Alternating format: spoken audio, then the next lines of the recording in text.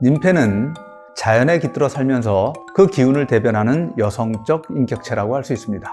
인간과 동일한 형상을 지녔고 인간과 소통을 할 뿐만 아니라 심지어 인간과 사랑을 나누기도 합니다.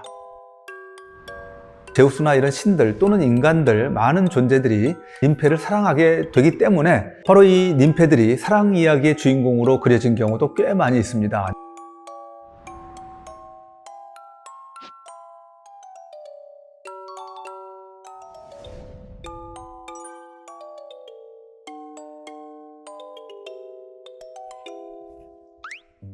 안녕하세요. 미술평론가 이주연입니다. 오늘은 화가들이 사랑한 신화의 주연들을 그린 그림들 그 첫 번째 편으로 님페에 대해서 이야기 드리겠습니다.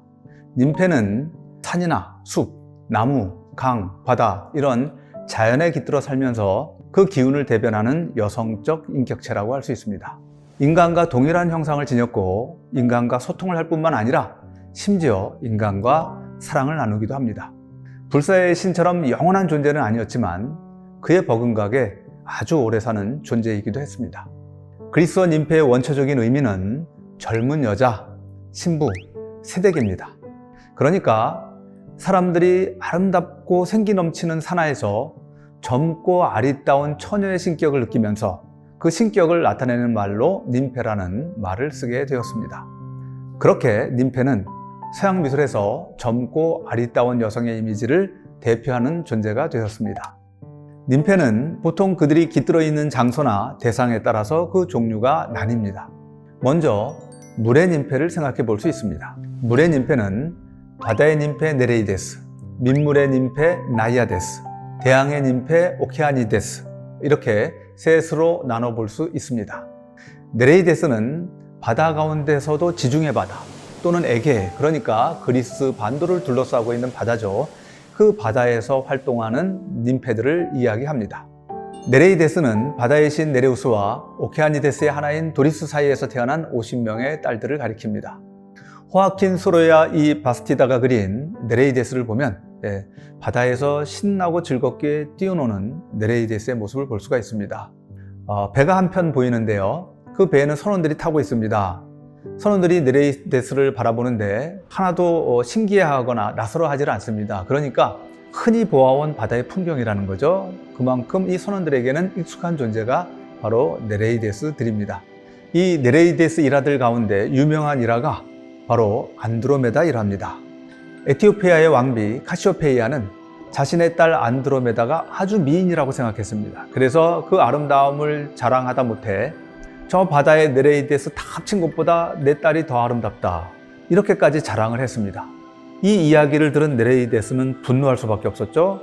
그 중에 포세이돈의 왕비인 암피트리테가 있었습니다. 네레이데스의 하나인 암피트리테는 자신들이 모욕당하다는 생각에 너무 분한 나머지 남편에게 이릅니다. 그래서 포세이돈은 에티오피아 해변에 거대한 괴물을 하나 보냅니다. 이 일대가 다 쑥대밭이 되어버립니다.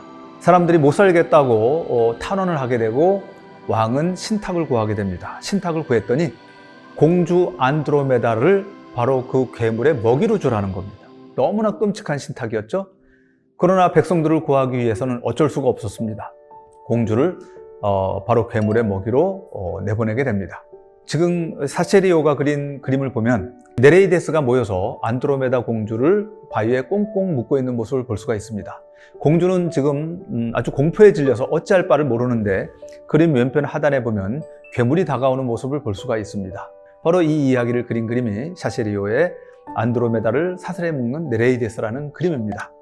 그리고 두 번째, 담수 곧 민물의 님페인 나이아데스들 역시 화가들에 의해서 많이 그려졌습니다. 민물이니까 강이나 호수, 연못, 샘 같은 곳에 사는 존재가 바로 나이아데스죠. 차바가 그린 춤추는 님페들은 바로 그 물의 님페들이 서로 어우러져서 즐겁게 노는 모습을 표현한 그림입니다. 이 나이아데스 일화들 가운데 유명한 일화가 힐라스와 관련된 일화입니다. 힐라스는 아주 잘생긴 미소년이었는데 천하장사, 영웅 헤라클레스의 종자였습니다. 헤라클레스가 아르고스호라는 배를 타고서 오늘로 치면은 어벤져스, 영웅들이 모여서 모험을 하러 가는데 그 배에 같이 탔어요. 근데 가다가 헤라클레스의 노가 부러지고 맙니다. 그래서 노를 다시 만들어야겠기에 헤라클레스가 한 섬에 힐라스와 같이 내립니다. 그래서 나무를 찾아서 노를 만드는 사이에 힐라스는 밥을 짓기 위해서 물을 길러 갑니다. 연못에 이르니까 연못 속의 님페들이 힐라스를 보게 되었어요. 너무나 잘생긴 아름다운 소년입니다. 가만둘 수가 없습니다. 그래서 지금 그림에서 보듯이 다 물 바깥으로 나와서 힐라스를 유혹합니다.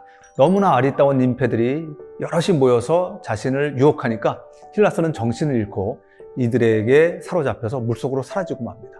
나중에 헤라클레스가 어디를 돌아봐도 힐라스가 없으니까 아주 미친 사람처럼 돼서 찾아다니는데 결국 찾지 못하죠. 이것이 유명한 힐라스 일화인데 나야데스와 관련한 일화입니다. 그리고 바로 대양의 님페 오케아니데스가 있죠.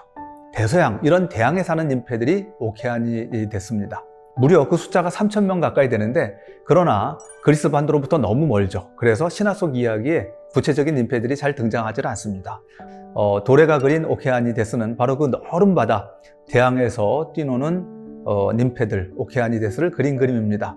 아주 평화롭게 뛰어노는데 뒤에 바위가 좀 솟아있죠. 거기에 날개가 하나 보입니다. 독수리 날개입니다. 그 독수리가 사람을 하나 쪼아먹고 있어요. 누구냐?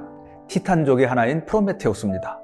프로메테우스는 인간들에게 불을 가져다 줬죠. 그래서 문명이 일어나게 됩니다. 제우스가 그 사실을 알고는 진노하게 되죠. 그래서 프로메테우스를 바위에 묶어버립니다. 3,000년 동안 벌을 받게 하는데 바로 독수리가 날아와서 간을 쪼아먹게 하는 겁니다. 그렇게 독수리가 하루 종일 간을 쪼아먹으면 밤새 간이 다시 돋아나요. 그럼 다음날 또 와서 쪼아먹고 이렇게 3,000년 동안 벌을 받는 겁니다. 끔찍한 일이 벌어지고 있지만 워낙 매일매일 벌어지는 일이니까 오케아니데스는 더 이상 신경 쓰지 않고 바닷가에서 자기들끼리 그냥 어우러져 놀고 있습니다. 이렇게 물에 사는 님페들 외에는 산과 동굴의 님페도 있고 초원의 님페도 있습니다.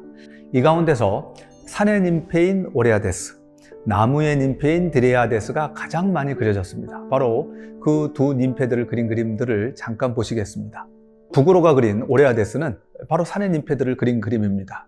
지금 이제 밤이 다가왔고요. 초승달이 숲을 뒤로 떴습니다. 밤이 되니까 산과 동굴 속에 숨어있던 님페들이 다 쏟아져 나왔습니다. 그리고는 하늘로 막 날아올라요. 너무나 신비롭게 하늘로 날아오르니까 사티로스들이 보고 놀라서 쳐다봅니다. 그림 앞에 보면 3명의 사티로스가 있죠. 사티로스는 호색한들이에요. 늘 님페들 꽁무니 쫓아다니고 님페들을 놀래키는 게 그들의 일인데 지금은 오히려 자기들이 놀라고 있습니다. 왜냐하면 저 아리따운 님페들이 다 지금 하늘로 떠올라가고 있으니까요. 그 아름다운 장관을 보면서 어찌할 바를 몰라 합니다. 유명한 오레아데스 가운데는 에코가 있습니다. 워터하우스가 그린 이 그림도 에코와 나르키소스 신화를 그린 그림입니다. 미소년 나르키소스를 사랑했지만 사랑이 이루어지지 않고 에코는 몸이 사이어서 목소리, 메아리만 남았죠. 그렇게 가련한 여인인 에코에게 초점을 맞춰서 그린 그림입니다. 물에는 지금 수소나가 피어 있는데 이 수소나를 왜 그려 넣었냐면 나르키소스가 나중에 수소나가 되기 때문입니다. 에코가 이렇게 불쌍하게 사라지고 마니까 사람들이 나르키소스를 비난합니다. 그래서 복수의 여신에게 가서 복수해달라고 청하게 되죠. 복수의 여신이 나르키소스에게도 똑같은 벌을 내립니다. 사랑하면 안 될 존재를 사랑하게 하죠. 바로 물에 비친 자기 모습을 사랑하게 합니다. 그래서 지금 그림에서 나르키소스는 물에 비친 자기 모습을 보고 있어요. 껴안고 싶어서 물속에 손을 넣으면 물에 파장이 일어나고 자기 모습이 사라집니다. 그러면 너무 안타까워서 자기 모습이 나올 때까지 또 기다려요. 그런 식으로 반복이 되다가 이 나르키소스도 결국 사유여서 죽고 말죠. 그 자리에서 수소나 꽃이 핍니다. 바로 그 일화를 그린 그림이 워터하우스의 에코와 나르키소스입니다. 드리아데스는 나무의 님페죠. 그 어원이 되는 드리스가 그리스어로 떡갈나무를 뜻합니다. 귀에가 그린 그림은 마지막 드리아스입니다. 드리아데스의 단수가 드리아스입니다. 그래서 마지막 드리아스인데 드리아데스가 다 사라지고 혼자만 남은 거예요. 나는 님페다라고 이야기하지만 사람들이 믿어주질 않아요. 그러니까 지금 이 드리아스는 죽어가고 있는 겁니다. 아무도 자기를 믿어주지 않으니까 투명인간처럼 되어버렸어요. 아무도 날 믿어주지 않는구나. 그러면서 슬퍼하면서 사라져가고 있습니다. 그렇게 사라져가는 모습을 낙엽이 떨어지는 모습으로 표현했어요. 이렇게 신화 속의 존재가 사라져갑니다. 드리아데스 가운데 특정한 나무에 깃들어 사는 드리아데스를 하마드리아데스라고 이야기를 합니다. 그래서 이 님페들은 나무가 생겨나면 같이 생겨나서 나무가 죽으면 같이 죽습니다. 그래서 그리스에서는 나무를 벨 때 님페를 달래는 의식을 해요. 왜냐하면 그 나무를 베어버리고 그 나무를 죽여버리면 님페도 죽이는 거거든요. 그러니까 님페의 원한을 사면 안 되지 않습니까? 어쩔 수 없이 집을 짓느라고 가구를 만드느라고 나무를 베게 되는데, 그럴 때마다 그 님페를 달래는 의식을 치러야만 했던 것이죠. 에밀 뱅이 그린 하마드리아스는 큰 지금 나무를 한 남자가 베려고 하고 있고요. 그 나무에 깃들어 사는 하마드리아스가 앞으로 나와서 손을 내줬습니다. 제발 나무 베지 마세요. 이 나무를 베면 저는 죽습니다. 이 아름드리 큰 나무인데 이 나무만큼은 베지 마세요. 이렇게 지금 당부하고 있습니다. 바로 이 님페들이 사랑 이야기의 주인공으로 그려진 경우도 꽤 많이 있습니다. 그 이유는 제우스나 이런 신들 또는 인간들, 많은 존재들이 이 님페를 사랑하게 되기 때문에 주로 사랑 이야기의 주인공으로 많이 그려지게 됩니다. 그 가운데 대표적인 존재가 갈라테이아인데, 갈라테이아는 네레이데스 가운데서도 예쁘기로 소문난 님페였어요. 그런 그녀를 보고 한눈에 반한 존재가 있었습니다. 바로 외눈박이 괴물 폴리페모스였어요. 하지만 갈라테이아는 야수 같은 폴리페모스에게는 전혀 관심이 없었습니다. 오히려 아주 여린 소년 아키스라는 소년에게 관심이 있었어요. 그래서 아키스와 사귀게 됩니다. 기에모가 그린 갈라테이아와 아키스의 사랑은 그렇게 아름다운 소년을 만나서 행복해하는 갈라테이아의 모습을 그린 그림입니다. 그런데 저 뒤 배경을 보면은요, 저 산 꼭대기 위에서 내려다보는 거인이 하나 있어요. 바로 외눈박이 괴물 폴리페모스입니다. 그렇게 자기가 사랑을 고백했음에도 불구하고 자기를 받아들여주지 않은 갈라테이아, 그 갈라테이아가 다른 소년과 사랑을 나누고 있어요. 너무나 지금 분노할 수밖에 없는 거죠. 오딜롱 르동이 그린 키클롭스라는 이 그림은 바로 그 폴리페모스를 그린 그림입니다. 지금 갈라테이아가 꽃밭에 누워서 잠을 자고 있는데 그 모습을 외눈박이 괴물이 내려다보고 있어요. 너무나 사랑합니다. 자기 사랑을 받아들여주면 좋을 텐데 전혀 받아들여주지를 않아요. 안타깝죠? 애가 탑니다. 그러나 어떡합니까? 이거는 힘으로도 할 수 없는 것이고 다른 방법이 없어요. 사랑해줄 때까지 기다릴 수밖에 없습니다. 그런데 그렇게 자기가 사랑했던 갈라테이아가 미소년과 사랑에 빠졌어요. 더 이상 참지 못하게 된 폴리페모스는 아키스, 이 미소년을 공격하게 됩니다. 그래서 지금 그림에서 보면 폴리페모스가 거대한 바위를 들고 있죠. 그 바위를 들고는 소년에게 던지려고 합니다. 그러니까 소년이 막 달아나려고 하죠. 그리고 갈라테이아도 어찌할 바를 모릅니다. 결국 저 돌은 정확하게 소년에게 날아가서 소년은 저 돌에 깔려 죽고 맙니다. 그래서 피가 흐르게 되죠. 갈라테이아는 저 바다로 도망갈 수밖에 없었습니다. 갈라테이아는 큰 슬픔에 쌓였지만 이를 딛고서 자신의 사랑을 영원히 기억할 방법을 찾습니다. 그것은 아키스의 피로 하여금 강물이 되게 하는 거였어요. 그래서 영원히 그 강이 존재하게 하는 겁니다. 그러면 강물이 마르지만 않는 한 그 강은 영원히 갈라테이아와 아키스의 사랑에 대한 증인으로 남을 겁니다. 이렇게 해서 갈라테이아는 사랑의 승리자가 됩니다. 그래서 옛날 서양화를 보다 보면 갈라테이아의 개선, 갈라테이아의 승리라는 이름으로 그림이 많이 그려지는데, 디프루스 노아가 그린 이 그림도 바로 그런 그림의 하나입니다. 바다의 님페니까 지금 돌고래를 타고 있죠. 바로 이렇게 비록 사랑하는 사람을 잃었지만 사랑의 승리자로 남은 갈라테이아를 찬양하는 그림이 되겠습니다. 또 다른 그 님페의 사랑 이야기 가운데 살마키스의 이야기를 그린 그림도 또 보여드리고 싶습니다. 살마키스는 굉장히 내성적인 그리고 감수성이 예민한 그런 님페였어요. 그래서 많은 님페들이 아르테미스 여신의 추종자가 되어서 아르테미스 여신과 함께 숲을 돌아다니면서 사냥도 하고 신나게 뛰어다니고 몰려서 놀 때 살마키스는 혼자 꽃을 따거나 몸치장을 하는 것을 좋아했어요. 그렇게 곱게 꾸미는 것을 좋아했던 아름다운 님페 살마키스가 어느 날 물가로 나갔다가 한 소년을 보게 되었습니다. 헤르마프로디토스라는 소년이었는데 매우 아름다운 소년이었어요. 그도 그럴 것이 어머니가 아프로디테입니다. 아버지는 헤르메스 신이에요. 그 사이에서 태어났어요. 그러다 보니까 살마키스는 그 소년에게 끌려서 가까이 다가가게 되고 저도 모르게 그 소년을 껴안고 키스를 하게 됩니다.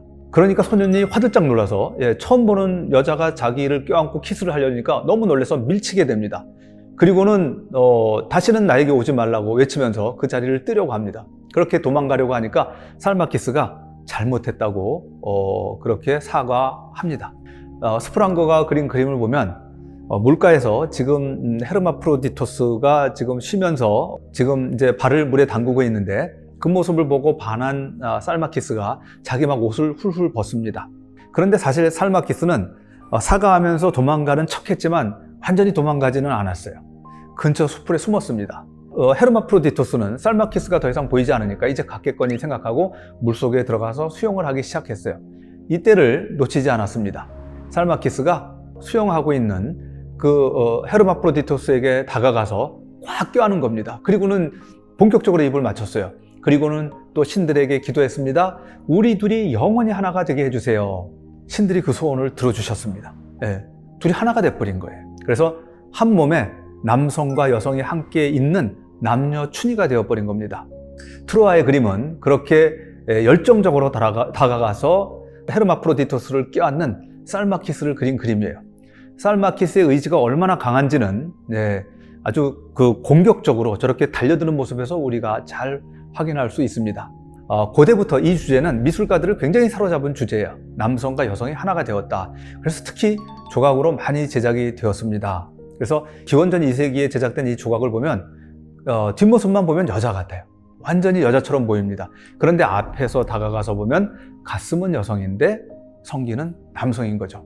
이렇게 살마키스는 헤르마프로디토스와 하나가 되어서 두 사람은 영원히 한 몸이 되었습니다. 자, 이렇게 오늘은 님페를 그린 그림들에 대해서 살펴보았습니다. 다음 시간에는 사티로스와 판을 그린 그림들을 살펴보도록 하겠습니다. 감사합니다.